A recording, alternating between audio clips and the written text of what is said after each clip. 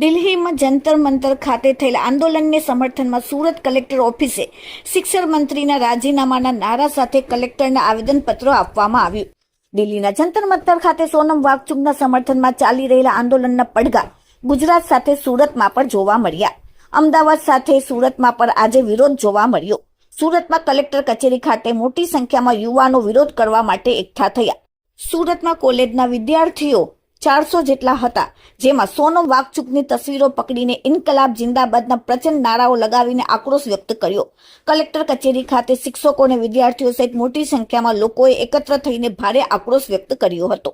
ઇન્કલાબ જિંદાબાદના નારાઓ સાથે પ્રદર્શનકારીઓએ કેન્દ્રીય મંત્રી ધર્મેન્દ્ર પ્રધાનના રાજીનામાની માંગ કરી સમગ્ર ઘટનાની તટસ્થ તપાસની અપીલ કરી હતી, જેમાં પરેશભાઈ માહાલે નામના સ્થાનિકે ભારતીય સંવિધાન સાથે કોકરોચ જનતા પાર્ટી લખેલું ટી શર્ટ પહેરીને અનોખી રીતે વિરોધ નોંધાવીને સૌનું ધ્યાન ખેંચ્યું હતું.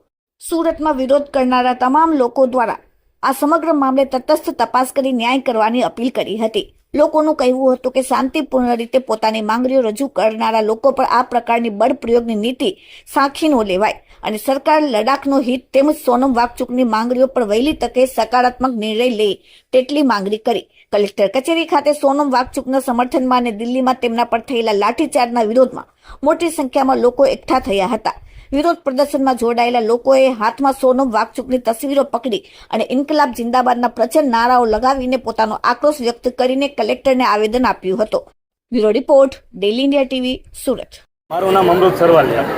આજે કઈ રીતે સુરતનો વિરોધ કર્યો?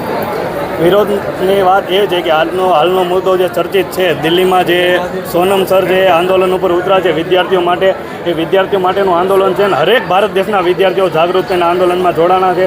સુરત જિલ્લામાં બધા વિદ્યાર્થીઓ છે, હરેક કોલેજ, અલગ અલગ કોલેજમાંથી, ટ્યુશન ક્લાસીસમાંથી, સ્કૂલમાંથી હરેક વિદ્યાર્થીઓ આવ્યા છે અને વિદ્યાર્થીઓ પોતાનું આવનારું ભવિષ્ય જોવે છે, એટલા માટે ઉગ્ર આંદોલન કર્યું. એક મહિનાથી અનશન ચાલી રહ્યું છે દિલ્હી ખાતે. 2 દિવસ પહેલામાં પોલીસ દ્વારા જે લાઠીચાર્જ કરાયો, સોનમ વાંગચુકને લઈ જવામાં આવ્યા, આ બાબતે શું કહેવું છે? આ બાબતે અમારું એટલું જ કહેવું છે કે સોનમ સર જે આંદોલન કર્યું છે, સોનમ સરને ડિટેન કર્યા છે, અત્યારે આંદોલન ઉપર ઉપવાસ ઉપરથી હટાવવામાં આવે છે, પણ એ વિદ્યાર્થીઓની તાકાત છે, ક્યારેય પણ ઊભી નહીં રહે. જ્યારે જરૂર પડશે ત્યારે વિદ્યાર્થીઓ પૂરી તાકાત સાથે વિરોધ કરશે. વિદ્યાર્થી તરીકે તમારી સરકાર પાસે શું માંગણી, શું અપેક્ષા? અમારી માંગ એ જ છે કે વિદ્યાર્થીઓના હંમેશ વિદ્યાર્થીઓના હિતમાં નિર્ણય આવે. વિદ્યાર્થી ભારત દેશનું ભવિષ્ય છે, એની સાથે અન્યાય થાય એ બિલકુલ સહન નહીં થાય. એજાઝ અસલમ મિસ્ત્રી. આજે કઈ જગ્યા શું પ્રોટેસ્ટ? આજે સુરત શહેર, સુરતમાં કલેક્ટર કચેરીમાં એક આવેદનપત્ર અમે આપવા આવેલા. નીટ પેપર લિંક કૌભાંડ જે થયું એના વિશે અમારો આજે એક પ્રોટેસ્ટ હતો, જેનો અમે વિરોધ કરતા હતા અને કલેક્ટરશ્રીને એક આવેદન સોંપવામાં આવ્યું કે અમારી આ માંગો છે, જે આ માંગો અમારી પૂરી કરો, એના માટે અમે બધા ભેગા થઈને આવેલા. આજે ઓછામાં ઓછા 400 થી 500 જણા હતા ને આવેદન આપીને બાય ચાન્સ અમારી માંગો પૂરી નથી થતી તો રોજે રોજ અમે ડેલી એક આવેદનપત્ર આપીને જ્યાર સુધી અમારી માંગો પૂરી નહીં થાય ત્યાર સુધી અમે ડેલી એક આવેદનપત્ર સ્ટુડન્ટ અને સમાજના લોકોની બધાની સાથે આવીને કલેક્ટરને રોજ એક આવેદન આપવામાં આવશે. અમારી માંગ એ છે કે એજ્યુકેશન મિનિસ્ટર જે છે સેન્ટ્રલ ગવર્મેન્ટ, એને તાત્કાલિક ધોરણે રિઝાઇન જોઈએ, ઇસ્તફા આપો, એનો કાયદેસર ઇસ્તફા લેવામાં આવે એનો. ને આજે દિલ્હીમાં જે બનાવ બન્યો, જે મહાન હસ્તીનો, એના ઉપર કોઈ એક્શન લેવામાં આવે, એ કોના કહેવા પર થયું ને કોના ઇશારે થયું, એના ઉપર કાયદેસર કાર્યવાહી કરવામાં આવે. આજે સ્ટુડન્ટોમાં 300 થી 400 સ્ટુડન્ટો હતા ને 100 ની આસપાસ ટીચરો અહીંયા હાજર હતા. जी सर, जायसवाल ऋषि, मेरा नाम जायसवाल ऋषि है सर. मुझे ये समझ नहीं आ रहा है कि चाहे दिल्ली हो चाहे सूरत हो, हमने शांतिपूर्वक प्रोटेस्ट के लिए एप्लीकेशन दी, दिल्ली में भी दी थी, यहाँ पे भी दी थी.